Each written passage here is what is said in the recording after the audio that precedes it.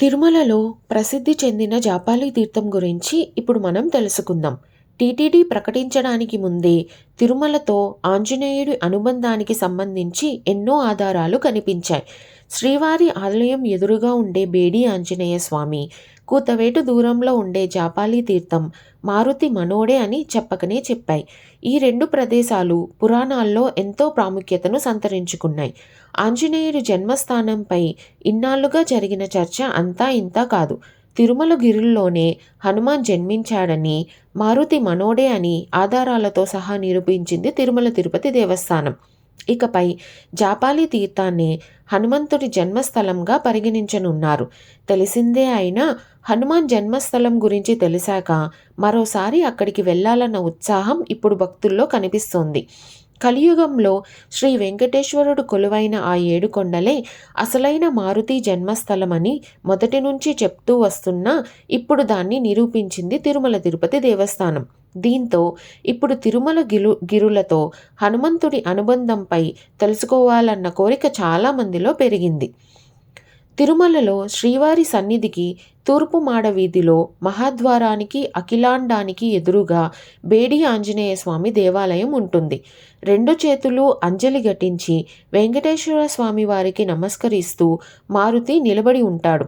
త్రేతాయుగంలో రామభద్రునికి సేవ చేసిన హనుమంతుడు కలియుగంలో వెంకటేశ్వరుడే రాముడిగా భావించి కనులారా స్వామివారిని వీక్షిస్తూ స్వామి వారికి సేవ చేస్తున్నాడు. భగవంతునికి భక్తుడు ఎప్పుడూ ఒక మెట్టు పైనే అనే మాటకు నిదర్శనంగా వెంకన్న ఆలయానికంటే హనుమ ఆలయం ఎత్తులో ఉంటుంది. ఇక త్రేతాయుగంలో బాలహనుమ ఒంటెను వెతుకుతూ అంజనాద్రి పర్వతాన్ని వీడేంత పని చేశాడట.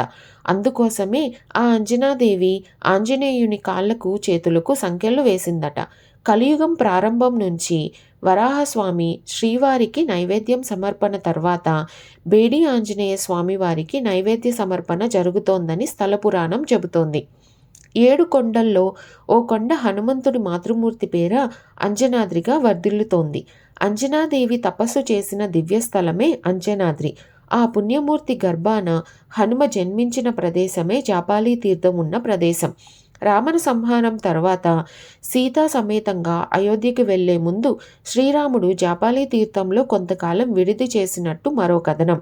ఆ సమయంలో శ్రీరామచంద్రుడు స్నానం చేసిన తీర్థానికి శ్రీరామ తీర్థమని, సీతాదేవి జలకమాడిన తీర్థానికి సీతాతీర్థమని పేర్లు వచ్చాయి.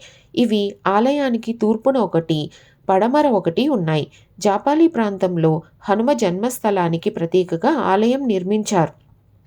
పూర్వం జాపాలి అనే మహర్షి తన శిష్యులతో కలిసి శ్రీ వెంకటేశ్వరునికి సేవలు చేసేవారట. శ్రీనివాసునికై జాపాలి మహర్షి జపం ఆచరించి ప్రసన్నం చేసుకోవడంతో ఈ తీర్థానికి జాపాలి అనే పేరు వచ్చింది.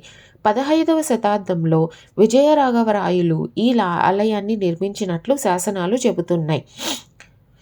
తిరుమల క్షేత్రం మహంతుల పాలనలోకి వెళ్ళిన తర్వాత జాపాలి తీర్థాన్ని అభివృద్ధి చేశారు.